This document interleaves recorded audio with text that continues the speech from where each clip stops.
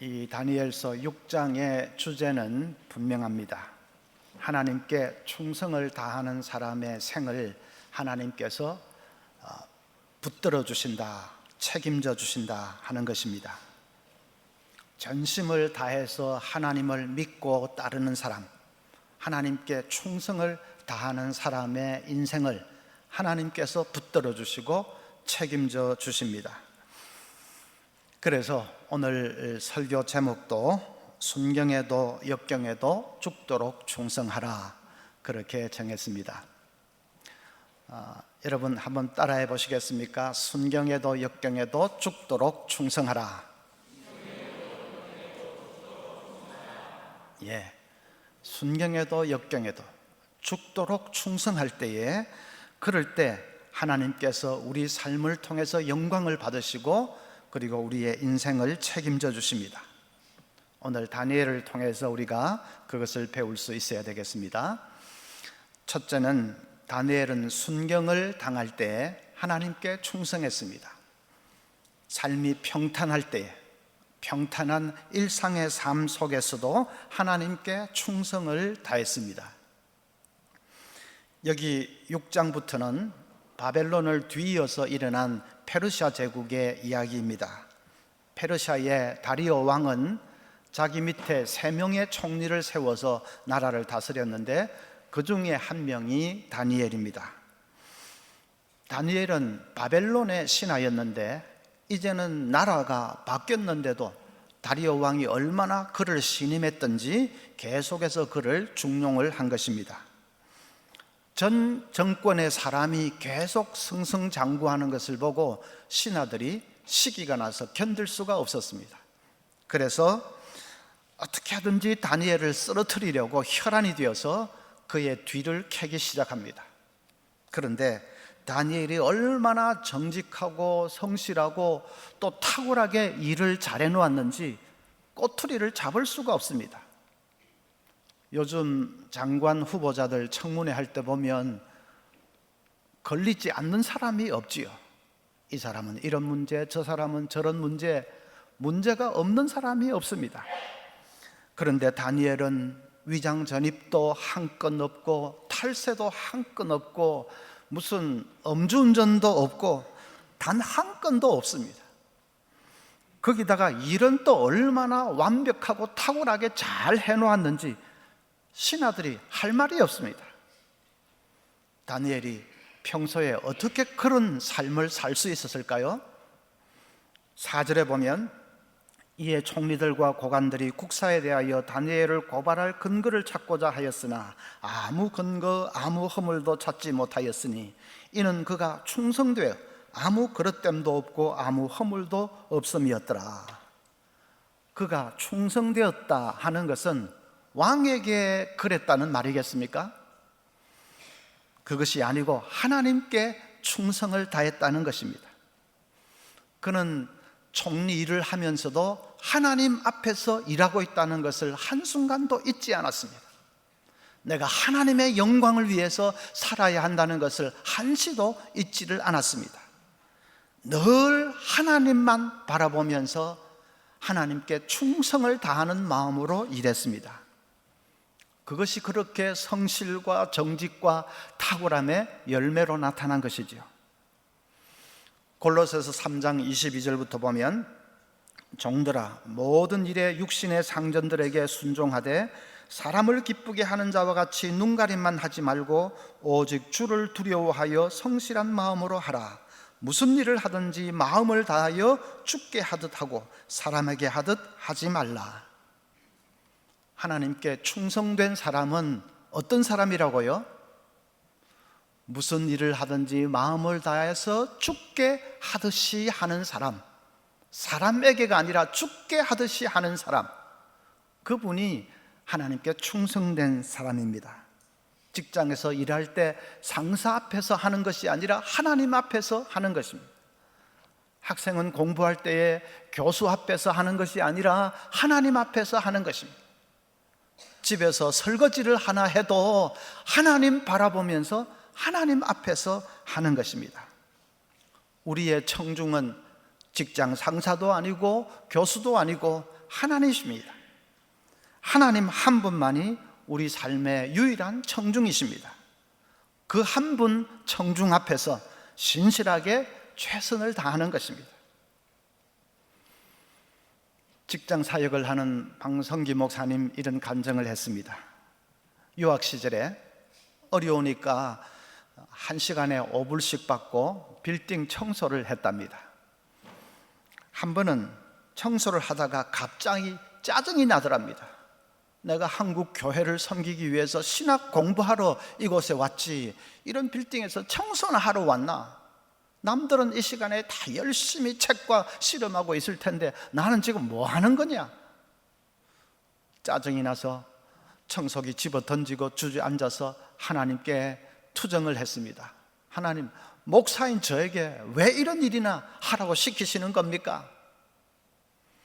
그러고 있는데 바로 이 골로새서 3장 22절 말씀이 딱 떠올랐습니다. 무슨 일을 하든지 마음을 다하여 주께 하듯 하고 사람에게 하듯 하지 말라. 그 말씀이 떠오르면서 하나님의 음성이 들리는 것 같습니다. 너는 다른 사람들에게 설교할 때는 무슨 일을 하든지 주께 하듯이 하라고 하면서 지금 네 태도는 뭐냐? 공부는 주께 하듯이 할 수 있지만 청소는 그렇게 할 수 없다는 말이냐? 그 목사님 마음에 찔림이 왔습니다. 그래서 그 순간에 회개를 했습니다. 하나님, 제가 생각을 잘못했습니다. 제가 잘못했습니다. 그리고 그 다음부터는 진짜 진지하게 청소를 했다고 합니다. 청소한 이것을 하나님께 검사받는다는 마음으로 했다고 합니다. 상사에게 검사받는 것이 아니라 하나님께 검사받는다는 그런 마음으로 했다고 합니다. 한 달 지나니까 상사가 부르더니 당신 일을 어떻게 그렇게 잘하느냐고 급료를 곱으로 올려주더라고 합니다. 여러분, 그쯤 되면 이 청소가 바로 예배 아니겠습니까? 비록 청소를 하지만 하나님 바라보면서 하나님께 올려드리는, 하나님께 바치는 마음으로 하는데, 그러면 청소가 바로 예배지요. 종교개혁자들이 늘 간직하고 있던 그런 라틴어 구호가 하나 있습니다. 라보라레 에스트 오라레, 일이 곧 예배다 하는 말입니다. 종교개혁자들은 늘 그 구호를 마음속에 간직하고 살았습니다. 일이 곧 예배다. 일이 예배가 될 수 있습니다. 무슨 일을 하든지 온전히 하나님 바라보면서 그 일을 하나님께 바쳐드리는 그런 마음으로 하면 그 일이 바로 예배가 되는 것이죠. 우리는 주일에 이제 예배 마치면 이번 주 예배는 끝났다 생각하는데 그게 아닙니다. 월요일부터 새로운 예배가 시작됩니다. 삶의 예배, 일로서 드리는 예배, 삶의 예배가 시작됩니다. 우리 한국교회 성도들은 주일 예배는 비교적 잘 드리는데 삶의 예배는 좀 약한 감이 있습니다. 가수 조영남 씨는 옛날 시골에서 자랄 때 자기 어머니가 이해가 안 됐다고 합니다.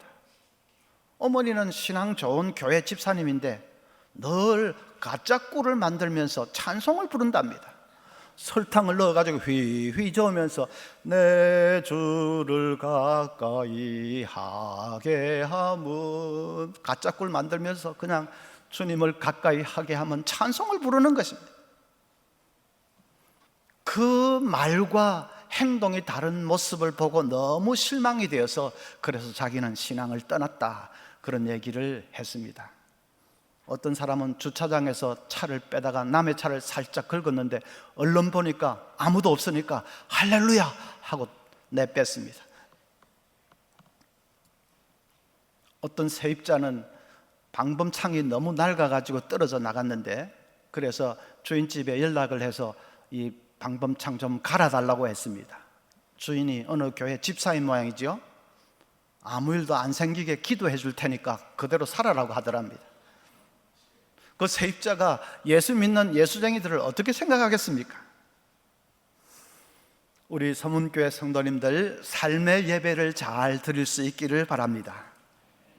일상의 삶 속에서도 하나님께 충성할 수 있기를 바랍니다. 일상의 삶 속에서 하나님께 충성하는 거, 그거 쉬운 거 아닙니다.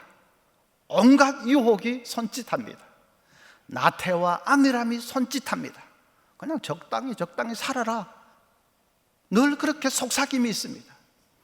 온갖 부정과 불법과 또 무슨 청탁과 뇌물, 온갖 죄와 유혹이 손짓합니다. 그럴 때 하나님께 죽도록 충성하시기를 바랍니다. 그 모든 것 뿌리쳐버리고 하나님 앞에서 하나님께 올려드리는 예배와 같은 그런 마음으로 무슨 일을 하든지 감당하는 것입니다. 두 번째로 다니엘은 역경의 때에도 하나님께 충성했습니다. 신하들이 이 다니엘에게서 아무 꼬투리를 찾을 수가 없으니까 이제 다른 계략을 세웠습니다. 앞으로 30일 동안, 한 달 동안 다리오 왕 외에 다른 신에게 뭘 구하든지 기도하든지 하면 사자굴에 던져 넣는다는 금령을 내리도록 왕에게 주청을 올린 것입니다. 다니엘이 늘 하나님께 기도한다는 것을 아니까 그런 것으로 해서 다니엘을 한번 엮어보려고 그런 계략을 꾸민 것이죠. 그런데 왕은 그런 금령이 있으면 이제 갓 시작된 이 페르시아 제국의 이 백성들을 이 왕을 중심으로 구심점으로 해서 하나로 묶는데 좀 도움이 되겠다 생각을 하고는 신하들의 주청을 덜렁 허락을 했습니다. 그 금령이 자기가 제일 신이 많은 신하 다니엘이 걸릴 수 있다는 것은 꿈에도 생각을 못한 것입니다. 이제 다니엘에게 절체절명의 위기가 닥쳤습니다. 그런데 그가 어떻게 반응을 하지요? 10절 보면 다니엘이 이 조서에 왕의 도장이 찍힌 것을 알고도 자기 집에 돌아가서는 윗방에 올라가 예루살렘으로 향한 창문을 열고 전에 하던 대로 하루 3번씩 무릎을 꿇고 기도하며 그의 하나님께 감사하였더라. 이것은 다니엘이 불의와 타협하지 않았다는 말입니다. 그 금령은 한 달 동안만 유효한 것이기 때문에 다니엘은 한 달만 기도를 안 하면 됐습니다. 또 기도를 하더라도 몰래 아무도 모르게 숨어서 할 수도 있었습니다. 그러나 그렇게 하는 것은 악에게 굴복하는 것입니다. 기도하다가 죽을래? 아니면 기도 안 하고 살래? 그 말인데 그러면 한 달만 기도 안 하겠습니다 하는 것은 그건 타협하는 것이죠. 다니엘은 그 타협을 걷어차버렸습니다. 그리고 보란듯이 창문을 활짝 열고 평소에 하던 대로 예루살렘을 향해서 3번 계속해서 기도를 드렸습니다. 여러분, 우리가 역경을 당할 때에 사탄이 제일 잘 사용하는 무기가 타협입니다. 늘 불의와 타협하라고 유혹합니다. 좋은 게 좋지 않느냐, 너무 원칙 그렇게 까다롭게 굴지 말아라 하고 속삭입니다. 관행이다, 관행. 누구든지 다 오랫동안 해오던 관행인데 너무 까다롭게 그러지 마라. 그냥 적당히 눈 감아 주어라. 속삭입니다. 그 속삭임에 넘어가서 타협하기 시작하면 그러면 결국은 내 영은 죽는 것입니다.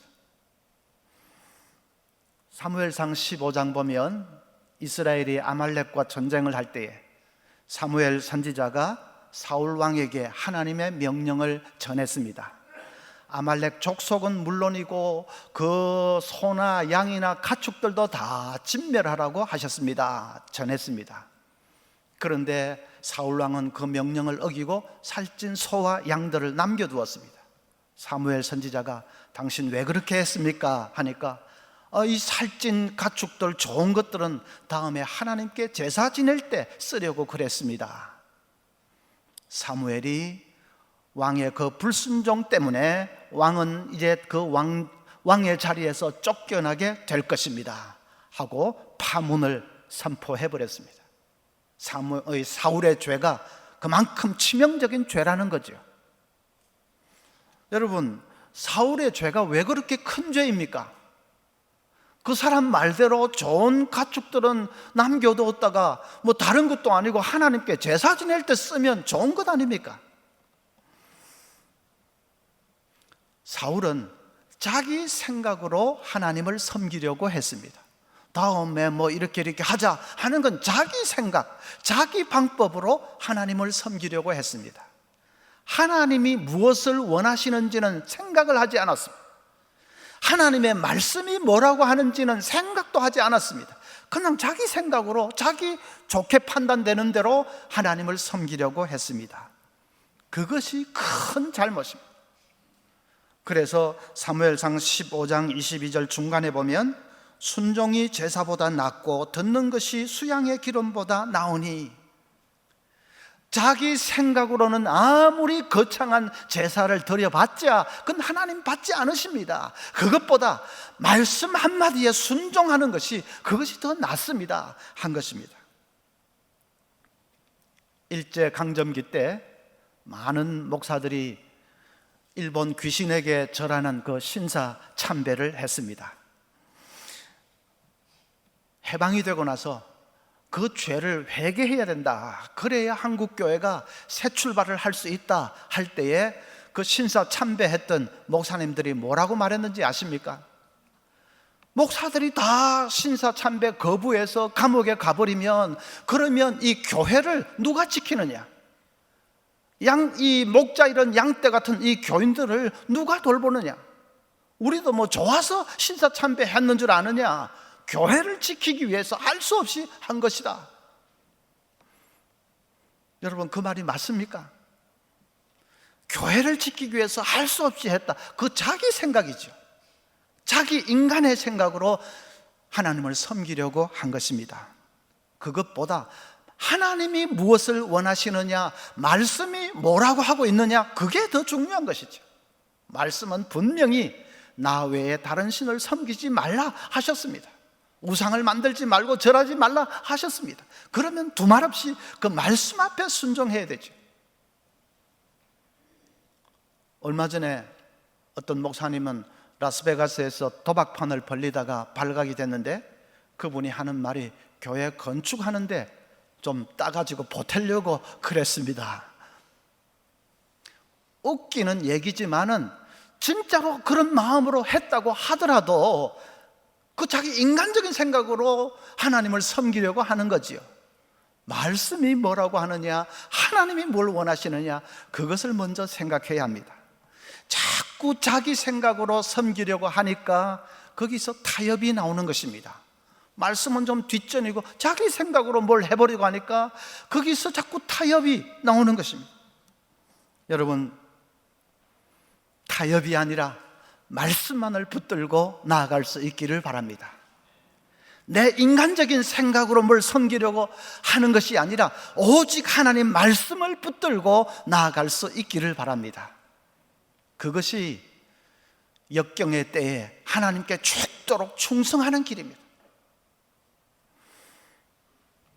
이재철 목사님이 원로 목사님 한 분하고 자동차를 타고 가는데 원로 목사님이 느닷없이 이런 말씀을 하십니다. 이 목사, 나는 젊어서부터 자동차 운전하는 거 좋아했어.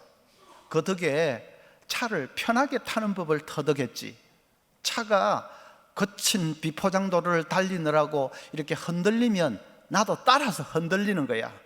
차에 내 몸을 완전히 맡기는 거지. 그런데 차가 흔들리는데 나는 흔들리지 않으려고 버티면 피곤해져. 그런데 이 목사, 인생도 똑같아. 세상이 흔들릴 때는 나도 흔들려야 인생살이가 편해져. 세상이 흔들리는데 나 혼자 꼿꼿하게 버티려고 하면 삶이 피곤해지는 법이야. 이 목사님이 그게 뭘 말하는지를 금방 알아챘습니다. 자기 교회가 양화진에 외국인 선교사 묘역을 관리하고 있습니다. 그런데 모 교단에서 그 선교사 묘역 관리하는데 굉장한 이권이라도 있는 줄 알고 자꾸만 부당한 요구를 해오는 것입니다. 자기들도 그거 좀 참여하겠다, 뭐 좀 이렇게 힘을 가지겠다 하면서 자꾸만 부당한 요구를 해오는 것입니다. 이 목사님이 그것을 거부해 버렸더니 지금 그걸 두고 하는 말입니다. 네 혼자 깨끗한 채 하지 말라는 것입니다. 세상 흔들릴 때는 같이 흔들리는 게 신상에 좋을 거야 하는 말입니다. 상대가 원로 목사님이니까 대놓고 노라고 하지는 못하고 속으로 목사님이 아니요 했어요. 속으로. 내 양심 하나 지키지 못하면 그게 무슨 사람 사는 겁니까? 온 세상이 흔들려도 저는 꼿꼿하게 제 길을 가겠습니다. 속으로 그렇게 다짐을 했습니다. 결국 그 목사님은 그것 때문에 소속 노회에서 이단으로 몰려서 목사직 제명까지 당했습니다. 세상에 한국교회의 양심과 같은 목사님을 무슨 얽어맬 죄가 없어서 이단이라고 얽어매가지고 목사직에서부터 잘라버리는 그런 짓을 했습니다. 정통교단이라고 하는 교단이 그런 일을 했습니다. 그러나 그런 고난을 당함으로 해서 그 목사님은 진짜 부자가 됐습니다. 하늘에서 얼마나 상급이 크겠습니까? 우리 하나님께서 너는 살아있는 순교자구나 하고 그 목사님을 얼마나 기쁘게 받으시겠습니까? 여러분, 세상 흔들릴 때는 같이 흔들려야 편해 하는 것은 사탄의 소리입니다. 좋은 게 좋지 않느냐, 너무 그렇게 까다롭게 인생을 그렇게 살지 마라 하는 것은 사탄의 소리입니다. 그렇게 속삭임이 올 때에 걷어차버리고 말씀 붙들고 나아갈 수 있는 우리들이 될 수 있기를 바랍니다. 끝까지 말씀 붙들고 나아가는 그것이 하나님께 죽도록 충성하는 것입니다. 세 번째로 다니엘은 자기 생명을 전적으로 하나님께 의탁했습니다. 생명마저도 의탁했습니다. 10절을 다시 보면 다니엘이 이 조서에 왕의 도장이 찍힌 것을 알고도 자기 집에 돌아가서는 윗방에 올라가 예루살렘으로 향한 창문을 열고 전에 하던 대로 하루 3번씩 무릎을 꿇고 기도하며 그의 하나님께 감사하였더라. 뭐 기도했더라까지 다 알겠는데 마지막에 감사하였더라. 그런 상황에서 지금 감사가 나옵니까?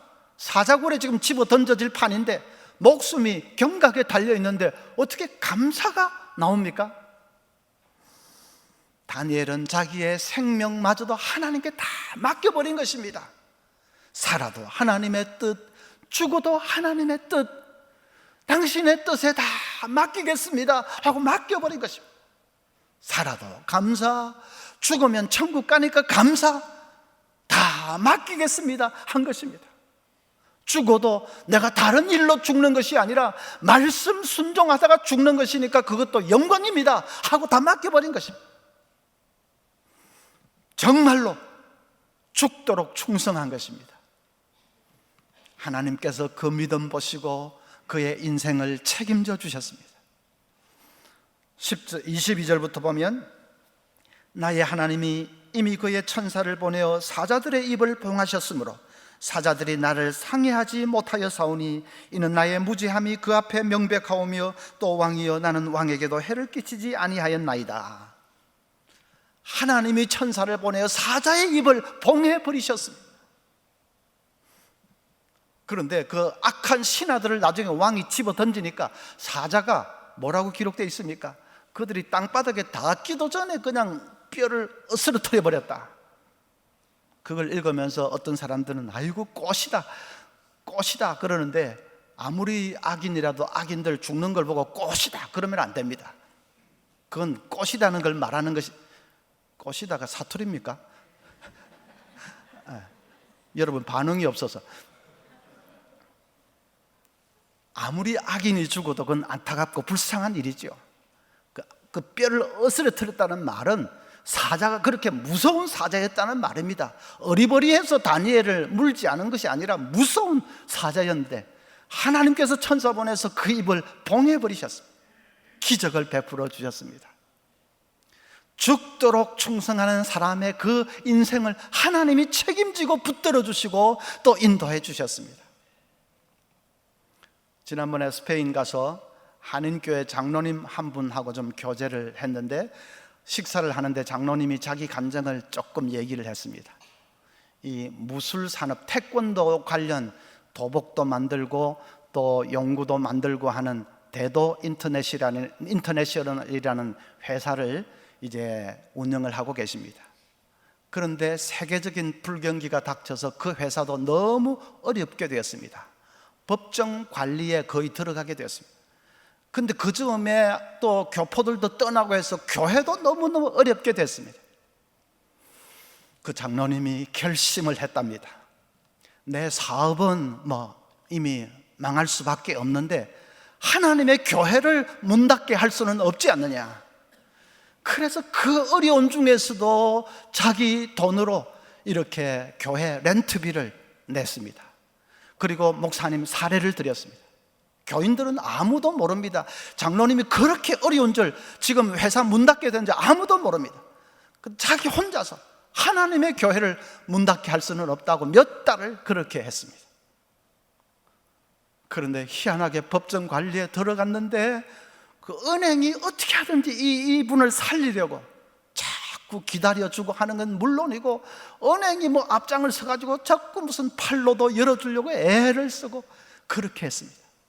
그러다가 뜻밖의 태권도 이 전자호구를 이제 사용한다 확 바뀌어가지고, 그래서 그거 이제 만들면서 그냥 확 회복이 됐습니다. 장로님 말씀이 스페인에서 은행 빚 한 푼도 없이 회사 운영하는 그런 사람은 아마 저밖에 없을 겁니다 했습니다.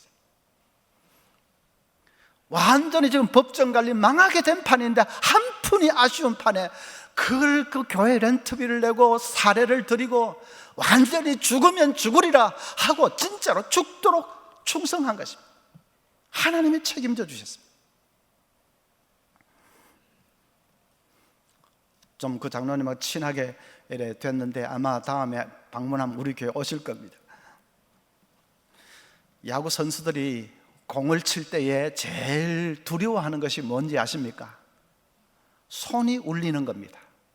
타석에 들어서서 이 배트를 잡고 공을 칠 때는 꽉 잡고 쳐야 되는데, 컨디션이 안 좋은 날은 자기는 꽉 잡았다고 생각하는데 뭔가 약간 느슨해질 때가 있습니다. 그런 느슨한 상태로 배트를 잡고 공을 딱 치면 공이 맞는 순간에 이 손이 찌르하고 울립니다. 그 손이 울린다고 하는 겁니다. 그러면 팔에 엄청난 데미지가 옵니다. 손목이 부러진 것은 아닌데 손을 쓸 수가 없습니다. 심한 경우에는 그것 때문에 시즌 내내 출장을 못한다고 합니다. 그래서 야구 선수들에게는 중요한 모토가 하나 있습니다. 꽉 잡든지 아니면 놓아버리라. 차라리 놓아버리긴 낫습니다. 꽉 잡든지 아니면 놓아버리라. 그건 우리 신앙생활에도 기가 막히게 맞는 말입니다. 여러분, 역경의 때에는 예수님을 더 꽉 잡으시기를 바랍니다. 아니면 놓아버리라. 그건 놓아버리면 안 되지요. 하여튼 꽉 잡으셔야 됩니다. 마태복음 26장 58절 보면 베드로가 멀찍이 예수를 따라 대제사장의 집 뜰에까지 가서, 베드로가 붙들려가는 예수님을 멀찍이 따랐다고 합니다. 바짝 따르다가는 자기도 잡혀 죽을 것 같으니까 멀찍이 따랐습니다. 예수님을 느슨하게 붙든 것입니다. 그러다가 자기는 그게 잘하는 일이 안전한 일인 줄 알았지만은 진짜로 그러다가 베드로가 죽을 뻔했습니다. 예수님 모른다고 3번씩이나 부인을 하고 완전히 배교자가 되어서 진짜 지옥에 떨어질 뻔했습니다. 여러분, 역경의 때에는 주님을 꽉 붙들어야 됩니다. 진짜로 그때 죽도록 충성해야 됩니다. 내 생명 살든지 죽든지 주님께 다 맡깁니다. 전적으로 주님을 의탁해야 됩니다. 내 사업 흥하든지 망하든지 내가 할 수 있는 거 아니고 주님께 맡기겠습니다. 그리고 나는 말씀 붙들고 나아가겠습니다.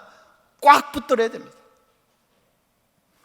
그것이 사는 길인 것을 여러분 기억하시기를 바랍니다. 미국의 해럴드 월터스라는 TV 배우가 있는데 이분이 암에 걸렸습니다.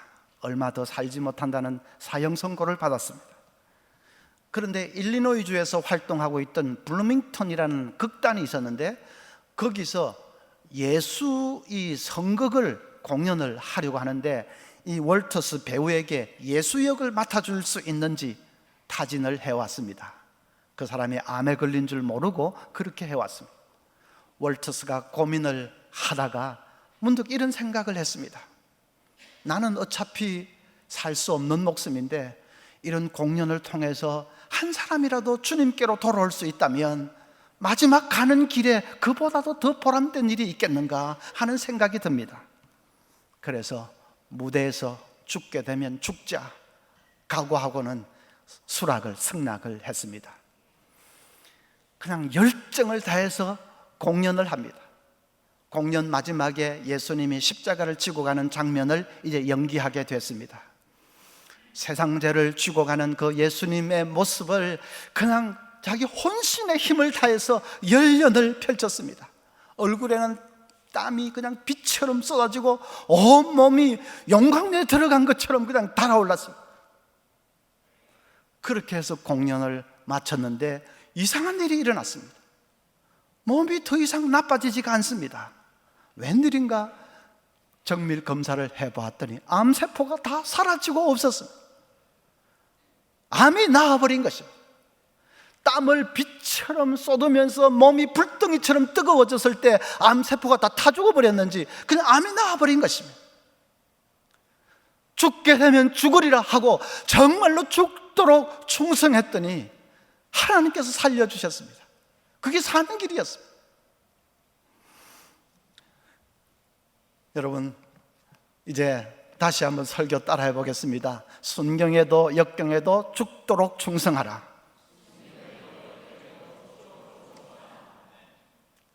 평탄한 일상의 삶 속에 온갖 유혹이 손짓할 때 여러분 죽도록 충성하시기를 바랍니다. 내가 하나님 앞에서 일한다 한순간도 잊지 마시기를 바랍니다.